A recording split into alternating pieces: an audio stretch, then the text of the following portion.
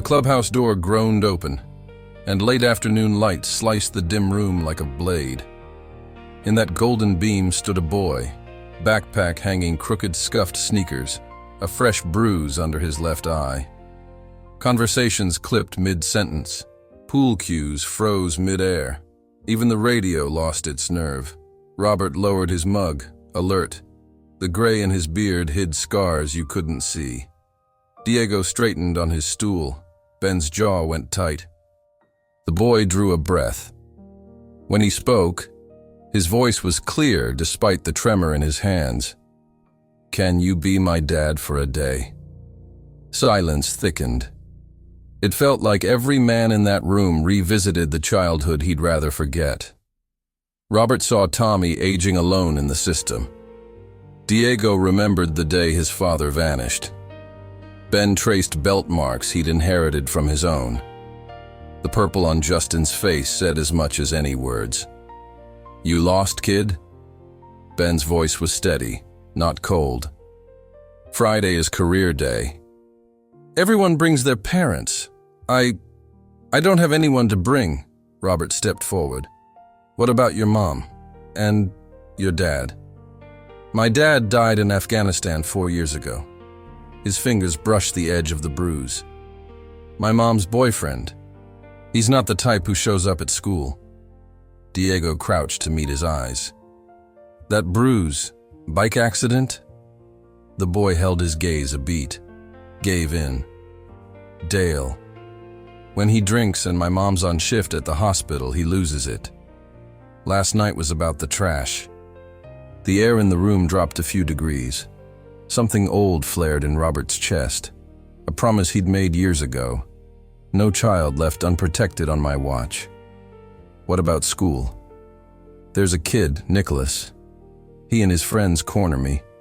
They tossed my dad's service tags in the trash." "Why us?" Tommy asked gently. "Because you're not afraid of anyone." The boy searched each face. "If you came, just for a day, maybe they'd stop." It was a small ask that felt enormous. No one planned it. But 32 men remembered being Justin once. Robert lifted his chin. "Friday. What time?" 9:30. Room 204. "Who can go?" Every hand went up. Justin smiled in a way that looked older than he was, like his face had forgotten how to make joy and was relearning it right there. But a promise isn't a plan. When Justin left, the room buzzed. Robert dragged the big table over. "We don't just show up. We protect." Ben opened the hardback notebook where he tracked parts and fundraisers and wrote, "Friday plan." Diego listed bikes, formation, who says what. Tommy spoke with the voice of a man who knows school doors. "Some teachers will freeze. We need to arrive right." Robert's phone finally caught a bar. Mrs. Peterson, room 204, patient eyes and frayed patience, answered wary. 32 motorcycles? Absolutely not. Give me 10 minutes before we start, not to impress anyone, to ease the fears. A sigh on the line. 10 minutes.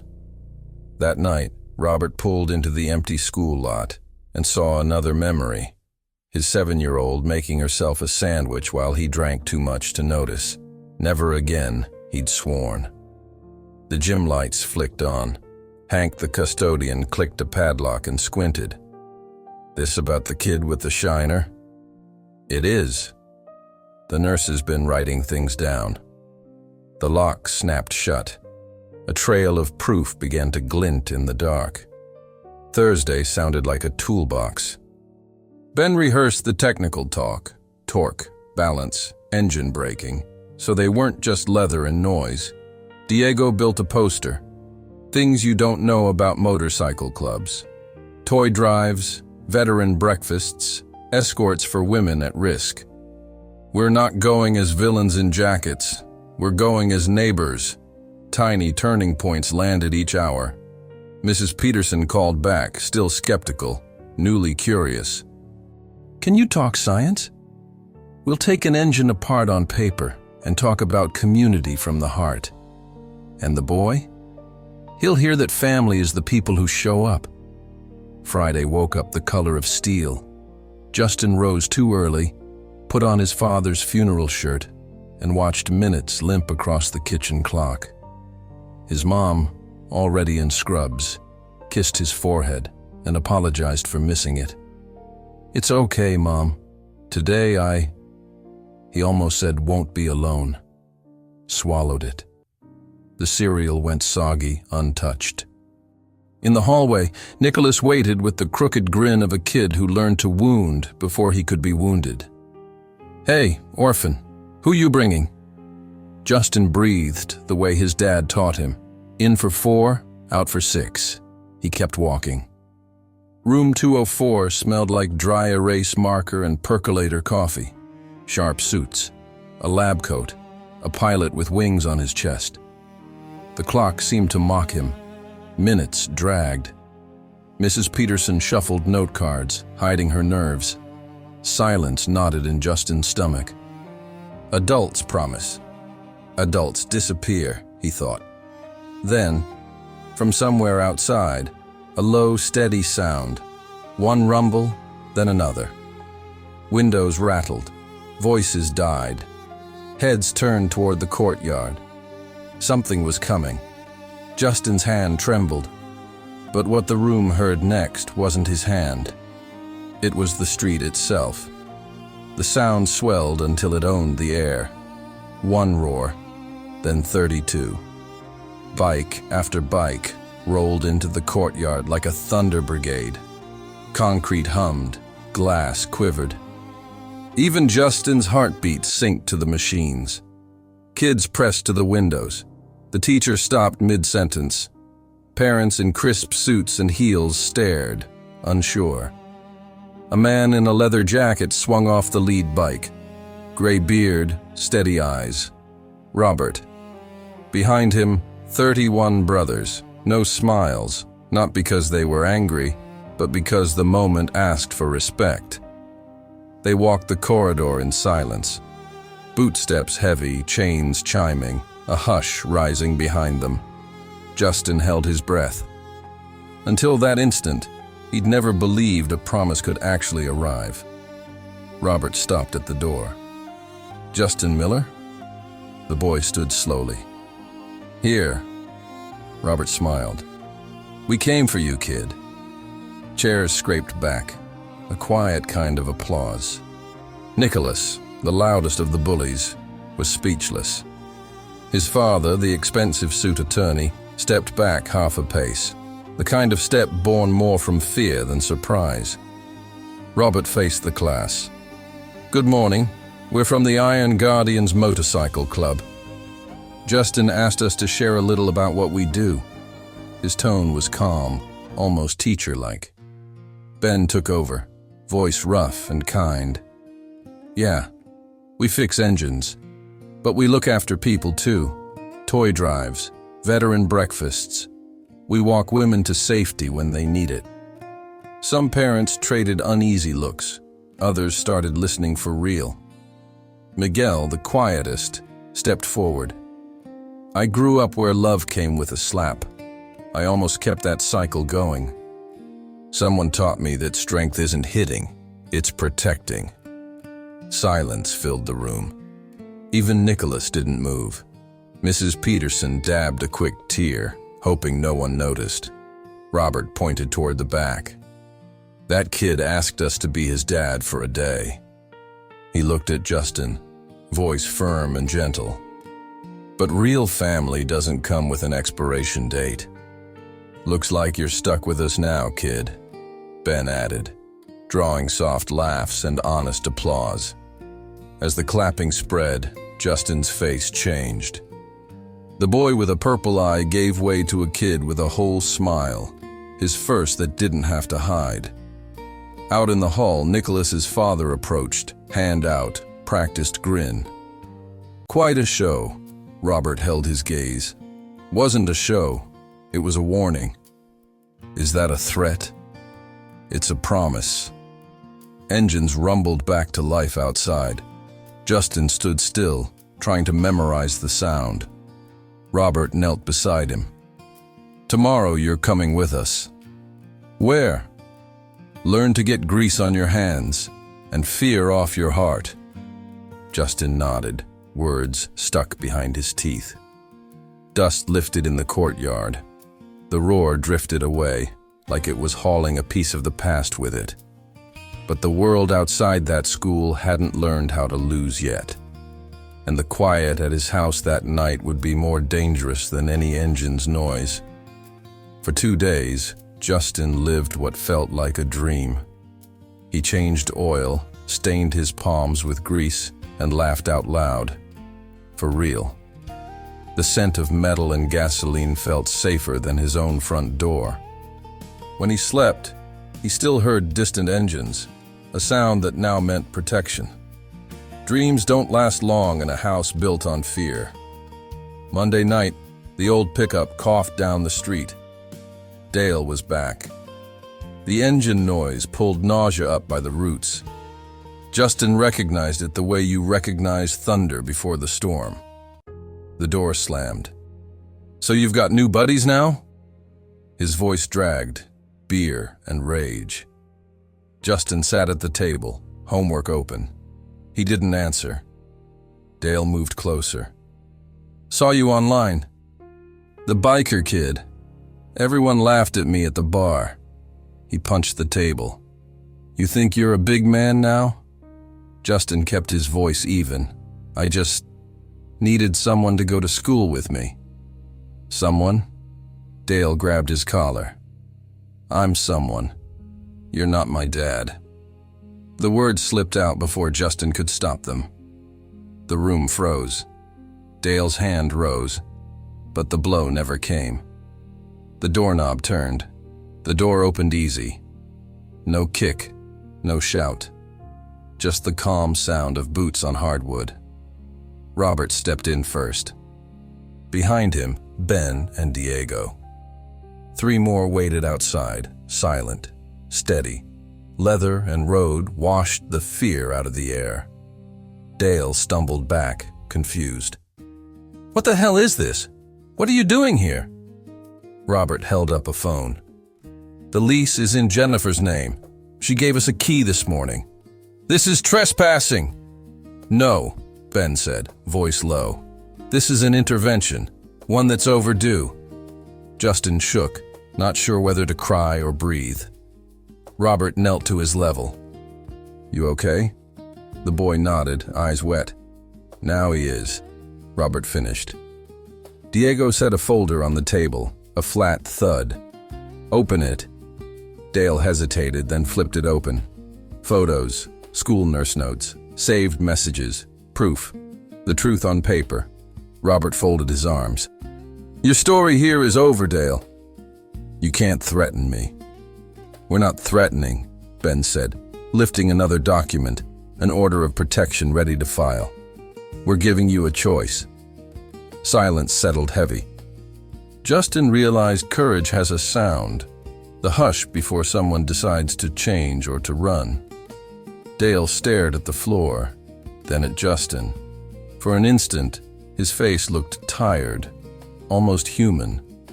Then it passed. "Give me an hour to pack." Diego checked his watch. "You've got half. We'll wait." 30 minutes later, the truck rattled away with what little he owned. No shouting, no apology, just the engine fading down the street. Robert called. "Jennifer, it's done. He's gone." On the other end, the breath of a woman who hadn't breathed easy in a long time. When she arrived, she found her son at the table, ringed by bikers eating pizza. "He really left?" she asked, voice thin. "He did," Robert said, "and he's not coming back." She sank into a chair, tears finally free. "Why did you do this?" Robert glanced at Justin. "Because he had the courage to ask for help, and we don't ignore courage." Justin smiled. For the first time, the house felt light. Air moved through the windows like it was learning to breathe again. That night was his first without jolting awake, and in the quiet that remained, he learned peace makes a sound too, soft as a distant engine at dawn.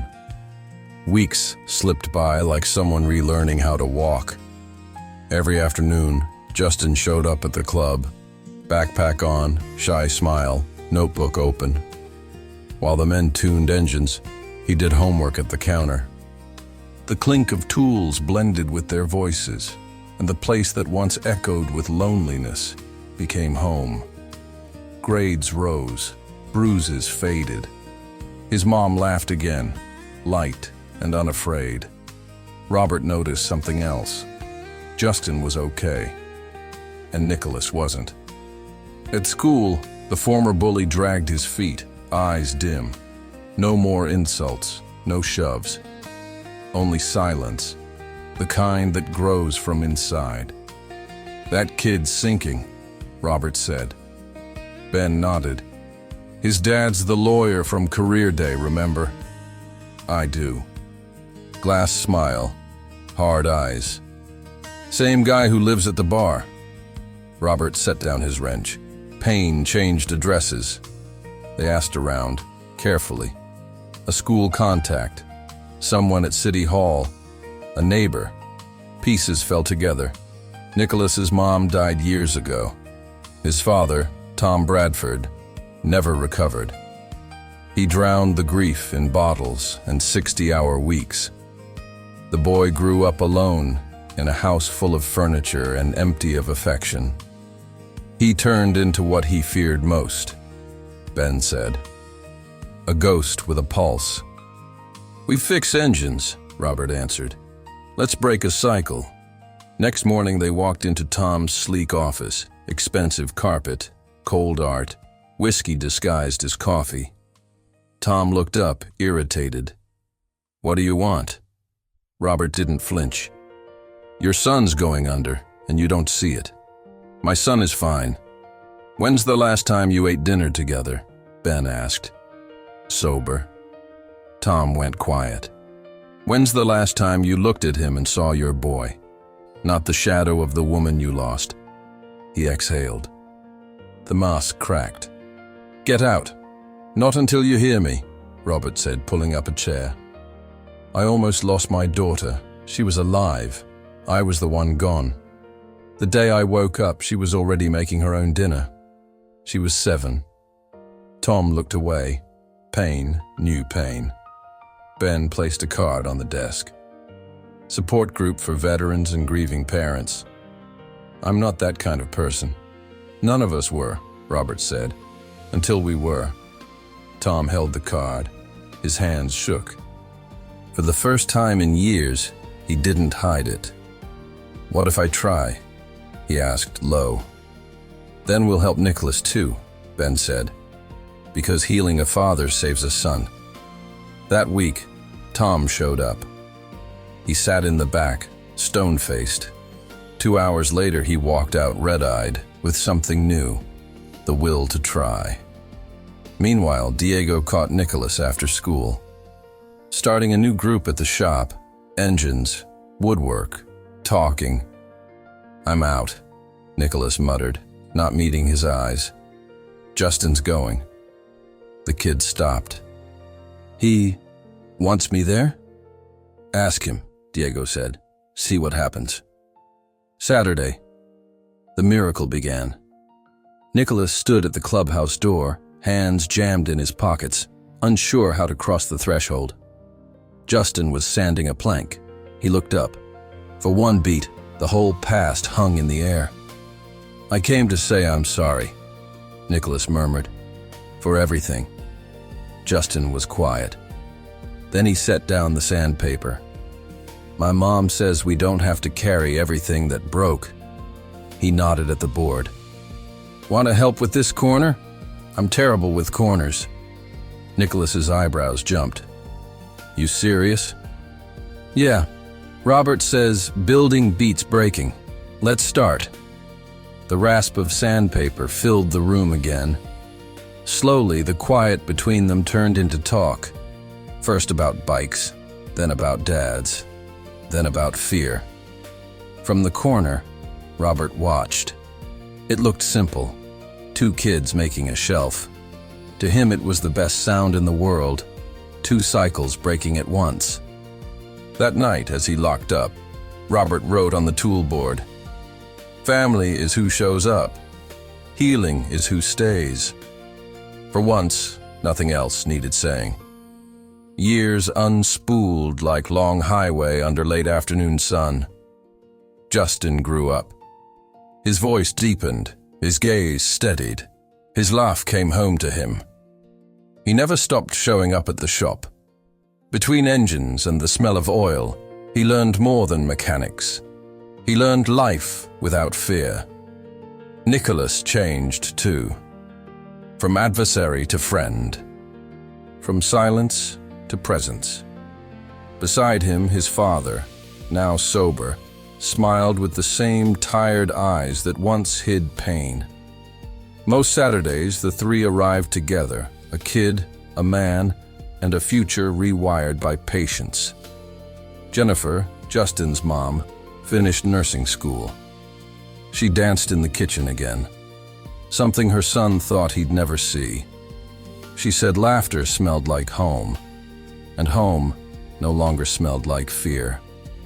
The club rhythm rolled on, jokes, tools, road music, old stories. But today was different.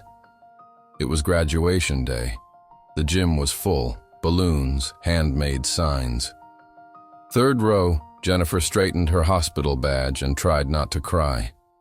At the back, 32 men in leather and clean hearts filled the bleachers, the kind of audience no one expects at a ceremony, and everyone respects.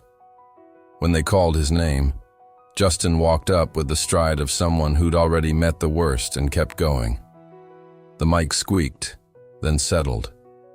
"People talk about family like it's only blood," he began steady. "But I learned family is who shows up when your world cracks." A soft murmur rippled. He looked toward the back and smiled. Family is a motorcycle club that said yes to an impossible request and never left. Quiet laughs, quiet tears. They taught me strength isn't hitting, it's protecting. That courage isn't going alone, it's asking for help. And that starting over isn't forgetting what hurt, it's choosing to keep going anyway. In the crowd, Nicholas wiped his cheek with his sleeve. Beside him, Tom Bradford squeezed his son's shoulder, proud. Ben folded his arms to hide a grin. Robert simply watched, the calm look of a man who knows the circle has closed. After the ceremony, caps flew, hugs stacked up, photos flashed. Before Justin could slip away, Robert called him over. In his hands, a folded leather jacket. On the back, the Iron Guardian's emblem, and stitched beneath it in gold thread, "Honorary brother, family forever." "You earned this, kid," Justin swallowed hard. "So, I'm one of you." Robert smiled. "You always were. The jacket just matches your heart now." The room erupted, thunder of the best kind. Justin slipped into the jacket, feeling its weight and warmth. His mother hugged him from behind, laughing and crying at once. "Your dad would be so proud." Justin looked at her, eyes bright. "Which one?" she laughed. "All of them."